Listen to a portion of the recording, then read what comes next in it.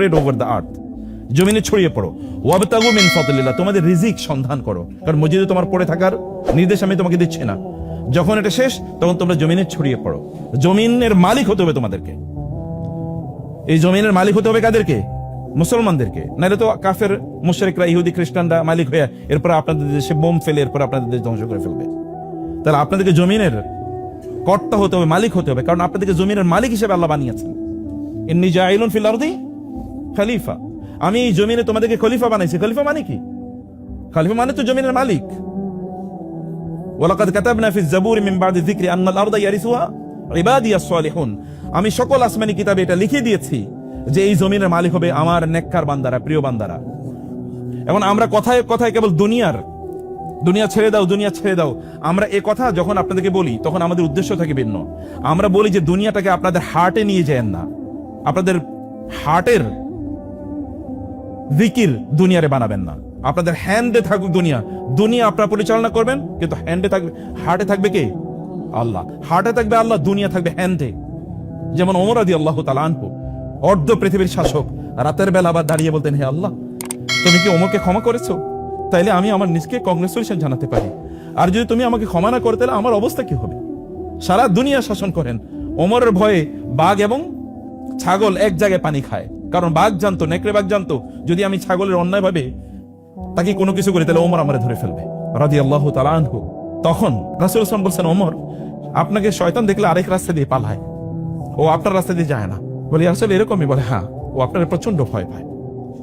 সে ওমর রাদিয়াল্লাহু রাতের বেলা, তিনি আবার আশারে মুবাশশারা, জান্নাতের সুসংবাদপ্রাপ্ত দ্বিতীয় সাহাবী, এরপর রাতের বেলা কাঁদে, আবার দুনিয়া শাসন করে।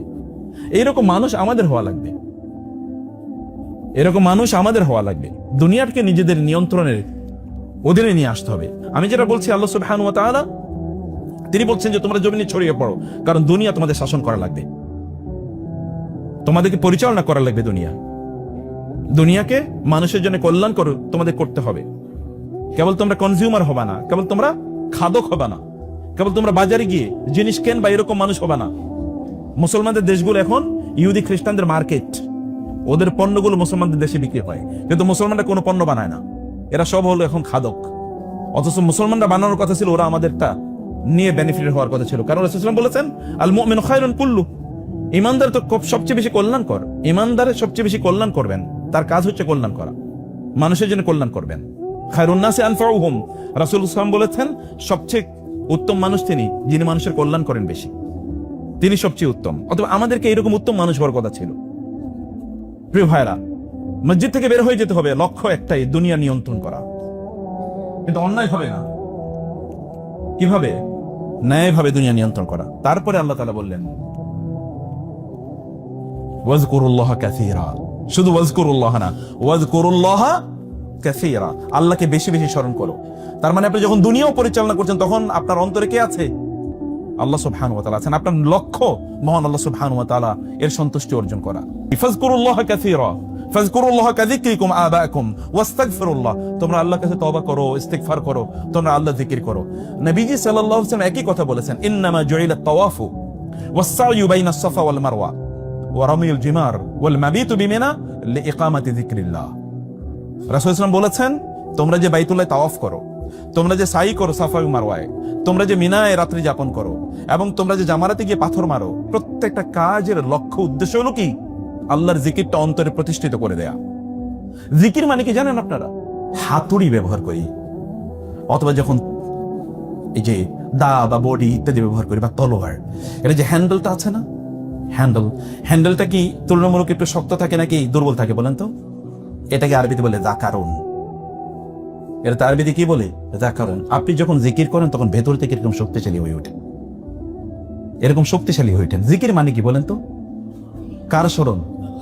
আল্লাহ স্মরণ। যে ব্যক্তি আল্লাহকে স্মরণ করে, আল্লাহ কি বলেছেন? ফাজকুরুনি আযকুরুকুম, তোমরা আমাকে স্মরণ করো, আমি তোমাদের কথা স্মরণ করব।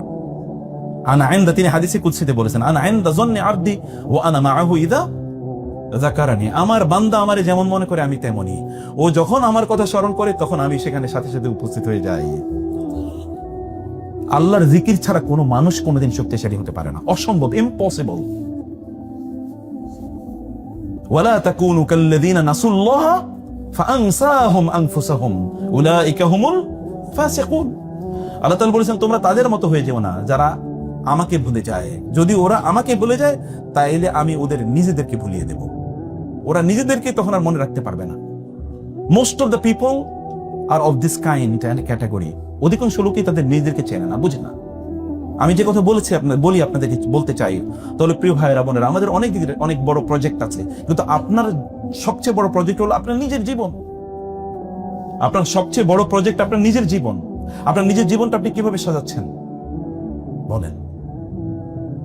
হু আনফুসাকুম ওয়া আহলিকুম নারা। জাহান্নাম থেকে বাঁচার জন্য আমার কোনো প্রজেক্ট আছে? আমার নিজকে আমি কোথায় দেখতে চাই আফটার 1 year and 2 years, অথবা কোথায় এখন আমি অবস্থান করছি? এটা হলো লাইফ প্রজেক্ট, ব্যক্তিগত জীবনের প্রজেক্ট। এই জীবনের প্রজেক্টটা আমাদেরকে যদি আমরা নিতে পারি, তখন আমরা আল্লাহ সুবহানাহু সাথে আমাদের রিলেশনটা আমরা স্ট্রং করব। এই সব কিছুর মালিককে বলেন তো? এই কুল কায়নাতের মালিককে। তার সাথে যদি আপনার রিলেশন থাকে তাহলে কেমন হইতে পারে বলেন? জিবরিল এসে বললেন, ইয়া রাসূলুল্লাহ, আল্লাহ পাঠাইছে আমাকে এই আপনার কাছ থেকে অনুমতি নেওয়ার জন্য, এই উহুদ পাহাড়টাকে আমি সোনা বানিয়ে দিতে চাই। যখন তায়েফবাসী তাকে অত্যাচার করলো, তখন পাহাড়ের ফেরেশতা জিবরিলের সাথে এসেছেন আলাইহিস সালাম এবং বললেন যে, জিবরিল বলেন উনি এসেছেন, তার মেসেজ আছে কি? বলে আল্লাহ পাঠিয়েছেন আমাকে এই উদ্দেশ্যে, আপনি যেন অনুমতি দেন। যদি আপনি অনুমতি দেন তাহলে এই যে দুটো পাহাড় আছেন, এই বিশাল পাহাড় তায়েফবাসীর উপর আমি ছুঁড়ে মারব। দেখছেন পরিস্থিতি কি? কারণটা কি বলেন? আল্লাহর সাথে ডাইরেক্ট কানেকশন, রিলেশন। আল্লাহর সাথে রিলেশন তৈরি করার জন্য কোনো ইন্টারমিডিয়ারি লাগে? কোনো মাধ্যম লাগে? কোনো মাধ্যম লাগে না তো। বদরের যুদ্ধ 313 জন, বদরের যুদ্ধ 313 জন, ওইদিকে বিশাল বাহিনী 313 জনের মধ্যে তাদের সাথে কেবল 2টা তলোয়ার আছে, আর কিছু নাই। তীর খুবই কম, এবং বর্ষা তো নাই বলতে গেলেই চলে। নবীজি সাল্লাল্লাহু আলাইহি ওয়াসাল্লাম সবাইকে যুদ্ধের ময়দানে প্রস্তুত করে দিলেন। তিনি এসে তার মাথার উপরে দাঁড়ালেন, নামাজে দাঁড়িয়ে গেলেন এবং আল্লাহকে বললেন, আল্লাহ, এই ছোট্ট একটা বাহিনী এই যুদ্ধের ময়দানে যদি পরাজিত হয় তাহলে তোমার ইবাদত কে করবে? আমি জানি না, আর ইবাদত করার মতো কেউ থাকবে না। তিনি কাঁদছেন এবং তার মাথায় যে কাপড় ছিল, আরবরা যেরকম কাপড় পরে যে শেখ পড়েছেন, এরকম পড়ে গিয়েছে। আবু বকর এটা এনে তুলে দিয়ে বললেন, ইয়া রাসূলুল্লাহ, যথেষ্ট, আপনি যথেষ্ট দোয়া করেছেন, আল্লাহ আপনার দোয়া কবুল করে নিয়েছে। এর মধ্যে জিবরিল আসলেন, এসে বলেন, আল্লাহ তাআলা আপনার দোয়া কবুল করেছেন এবং আল্লাহ আমাকে মেসেজ দিয়ে পাঠিয়েছেন আপনাকে যুদ্ধের ময়দানে 1000, 3000, 5000 ফেরেশতা দিয়ে আল্লাহ তাআলা সাহায্য করবেন, এবং ফেরেশতাদের নেতা থাকবেন কি? জিবরিল আলাইহিস সালাতু ওয়াস সালাম। একবার জিবরিল এসে বলেন, ইয়া রাসূলুল্লাহ, আপনাদের মধ্যে শ্রেষ্ঠতম সাহাবী কে? আপনার সাহাবীদের মধ্যে শ্রেষ্ঠ কারা? তিনি বলেন, বদরের যুদ্ধে যারা অংশগ্রহণ করেছে। জিবরিল বলেন, আল্লাহ তাআলা আমাকে জানিয়েছেন ফেরেশতাদের মধ্যে শ্রেষ্ঠ তারাই যারা বদরের যুদ্ধে অংশগ্রহণ করেছে। কেমনি এমনি হয়েছে দেখেছেন? কাদেরকে নিয়ে গেছে? অথচ এখানে বেলাল ছিল, খাইতে পারতো না, রাদিয়াল্লাহু তাআলা আনহু। এদের তো খাবার নেই, এরা তো ক্রেতদাস। এরা আপনাদের দৃষ্টিতে ভিআইপি না, এদের কোনো স্ট্যাটাস নাই, এদের বিশাল বড় ফ্যাক্টরি নাই, বিশাল ক্ষমতাও নাই, চেহারাও এরকম একেবারে প্রিন্সের মতো করে